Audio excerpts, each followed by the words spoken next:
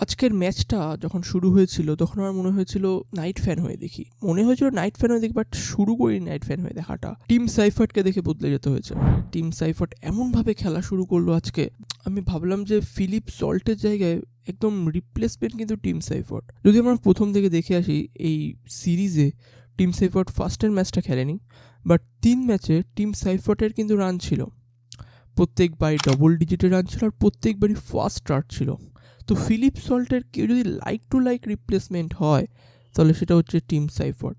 আর রিঙ্কু সিংয়ের 4-5টা catch, my goodness. কেকেআরের fielding টিমের জন্য এটা কিন্তু দারুণ খবর, কারণ আমরা জানি কতটা গান ফিল্ডার রিঙ্কু সিং। তো এই জন্যই মনে হচ্ছিল নাইটের চোখে দেখি। বাট ফিরে আসা যাক ম্যাচের কথায়।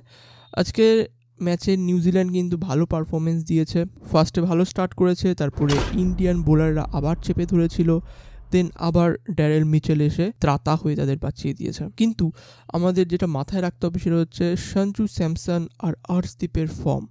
আর্শদীপ আবার কিন্তু আজকে দারুণ মার খেয়েছে। ফার্স্ট ওভারে 14 আর তার পরের ওভারে 15-19 কাছাকাছি রান দিয়েছে। 8.1 ওভারে ডেভন কনওয়ে আর টিম সাইফার্ট দুজনে মিলে 100 রান তুলে দিয়েছিল, 100 কাছাকাছি রান তুলে দিয়েছিল।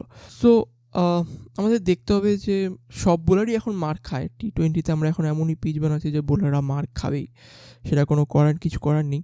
বাট তাও আর আজকে আমি ভেবেছিলাম ইন্ডিয়া ফার্স্টের টসে জিতে ফার্স্ট ব্যাটিং নেবে, কারণ আমি চাইছিলাম ডিউতে একটুখানি ভালো বল করা ট্রাই করুক, একটা প্র্যাকটিস ম্যাচ হিসেবে নিক। প্র্যাকটিস ম্যাচ হিসেবেই নিয়েছে আজকে সবাই ম্যাচটাকে।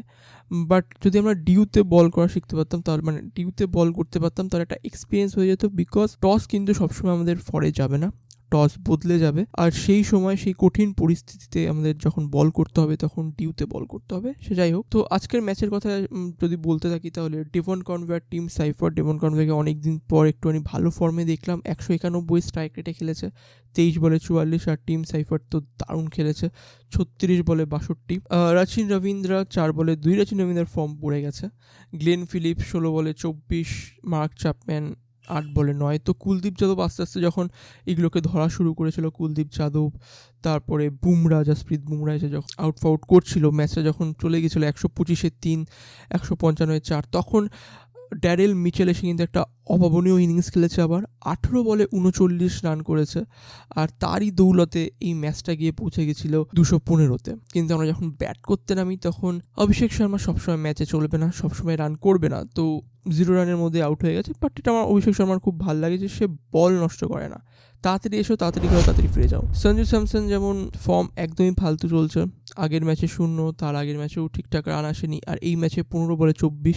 আজকে যখন ধরে ধরে খেলছিলাম আমি ভাবলাম আজকে হয়তো কিছু রান করবে, বাট যাই হোক, অভিষেক শর্মা আর সূর্যকুমার যাদব খুব তাড়াতাড়ি পড়ে গেছিলো। 9 রানেই আমাদের 2 উইকেট পড়ে গেছিলো, তাই জন্য রিঙ্কু সিং এসে একটুখানি অ্যাঙ্কার ইনিংস খেলার চেষ্টা করছিল, 30 বলে 39। দেন হার্দিক পান্ডিয়াও তাড়াতাড়ি চলে যায় 5 বলে 2। বাট আমাদের দেখতে হয় ভারতের ব্যাটিং ডেপথটা। এতগুলো উইকেট পড়ে যাওয়ার পরেও শিবম দুবে এসে লাস্টে প্রায় 300 স্ট্রাইক রেটে 23 বলে 65 রান করেছে, 7টা 6 আর 3টে 4-এর শোয়াতে। তো এটা কিন্তু একটা দারুণ জিনিস। হর্ষিত রানার কাছে কেন আজকে অ্যাঙ্কার ইনিংস খেলছিল সেটা আমি জানি না, বাট এই ছিল আজকের ম্যাচের কাহিনী। আজকের ম্যাচটা মনে হয় না কেউ সিরিয়াসলি নিয়েছে, আর ইন্ডিয়া অল আউট হয়ে গেছে 165 রানের মধ্যে, আর 50 রানে জিতে গেছে নিউজিল্যান্ড।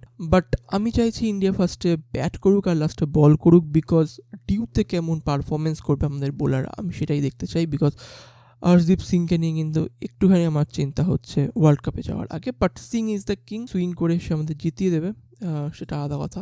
বাট দ্যাটস ইট আজকের জন্য। ভিডিওতে এই ছিল। যদি ভিডিওটা ভালো লাগে প্লিজ লাইক, চ্যানেল নতুন আসলে প্লিজ সাবস্ক্রাইব আর share. Have a great day.